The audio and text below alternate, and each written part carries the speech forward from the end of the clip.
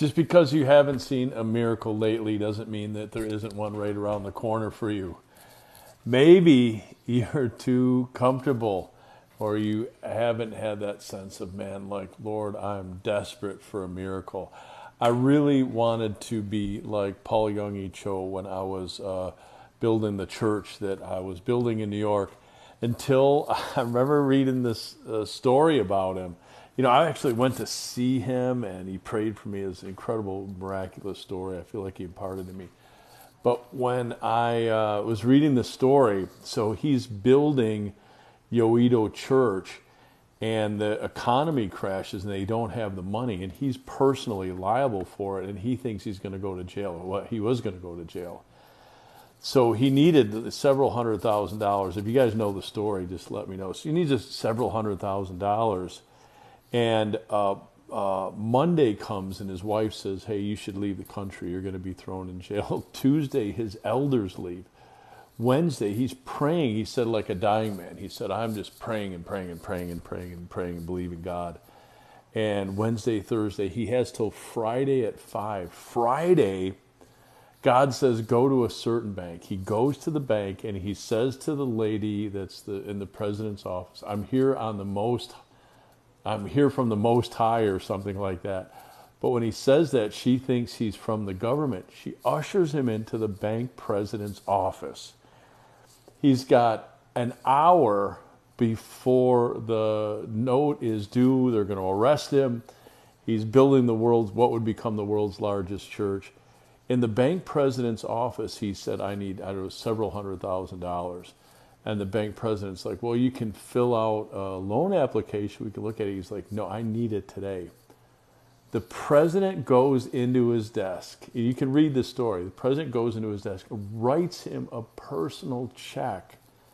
He gives it to Cho. Cho goes out and gives it to the teller, and he's got like a minute or 5 minutes before the deadline where he's going to be jailed.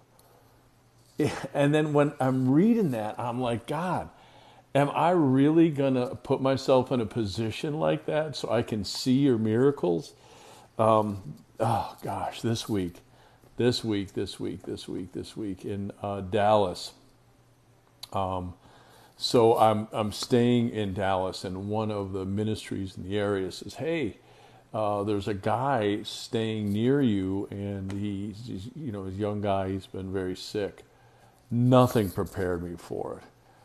You guys know me. I love going to meet people. I love getting outside the four walls. So I go over to his little place. I knew the manager of the place that he was staying at. We're really good buddies. Shout out to him, Jesse. So I get there, and he had a young guy in his 20s, and he had liver failure and just jaundice, and just praying for him and believing for the power of God to come, but seeing that desperate situation, him, his wife, and his little baby girl. Man, I had such a good time hanging out with them, but oh Lord, there's just desperate need for us to get out there and to lay hands and to pray for people.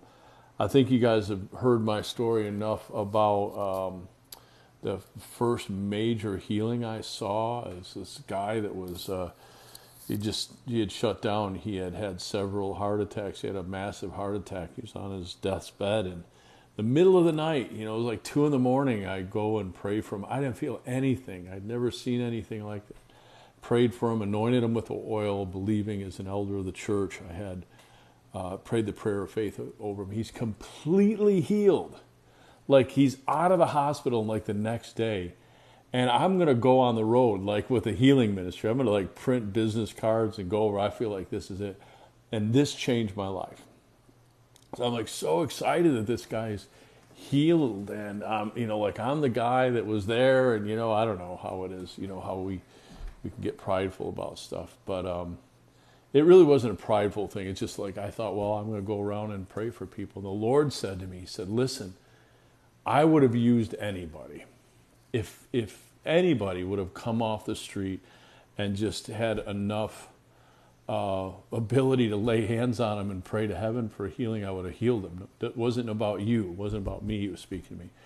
And that really blessed me because, sometimes we feel like, these anointed agents for God have some ability, but it's God.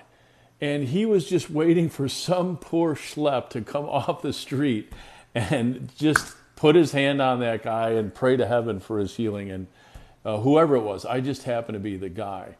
And this week, man, just seeing this young family, my. We need all of us to mobilize and get out there and just reach one hand towards that lightning from heaven, the power of God, and one hand on earth, and just believe God, just connect. So, hey, I wanted to give a major thank you and shout out. The deliverance webinar last night was packed. There was 190 people that signed up for it. What? For a deliverance webinar? And it was so good, man. I was busted up. I was receiving just layers of grace and mercy coming on me as the facilitator. And that's the way I look at it, for something like that. I'm facilitating. And so many of you came, and I've got a little book coming out about, it's called Victory Over Shadows. That's the name that the publisher came up with. And it's a small book, but it's about prayers for demonic oppression, demonic obsession, and curses. Those three things. There's a reason why I'm staying in that lane. You can find out more about it. But so many of you got on, and it was so amazing. People were receiving freedom. And you could sense it if you were on last night. But, man, I wanted to give a shout out. I was so thankful. Honestly, last week was a busy work week for me. And then Saturday and Sunday, I was working. So by the time I got to Sunday night, last night, man, I had been working like Monday, Tuesday, Wednesday, Thursday, Friday, Saturday, like that kind of a thing. And I was so energized and so blessed. So thank you, guys. So here's the thought. First of all, let's just begin to believe again. Let's believe again that your life is not just on a trajectory of one day just leading to the next. Because what you believe what you have in your heart is going to be very, very important in these days. So I'm going to believe that supernaturally some fire, some lightning of God can come upon you. And just like that story with me, maybe you'll find yourself in a situation where you'll just be foolhardy enough, full of faith enough to just reach your hand on towards someone or just speak a word of life over them. I'm concerned about laying hands on too suddenly. Trust me about that one. But I'll tell you the story of casting out a devil in the sauna of the mayor's right-hand guy in New York. It was bizarre, but the mayor and I were in the sauna, and his right-hand guy was there, and the guy was demon-possessed. And after the mayor left, I just commanded that devil to come out, and the guy freaked. It was crazy. He never bothered me again, by the way. But anyway, I'm believing that supernatural things are just this far away, as far as you believing, receiving that sense of faith, that prompting of faith.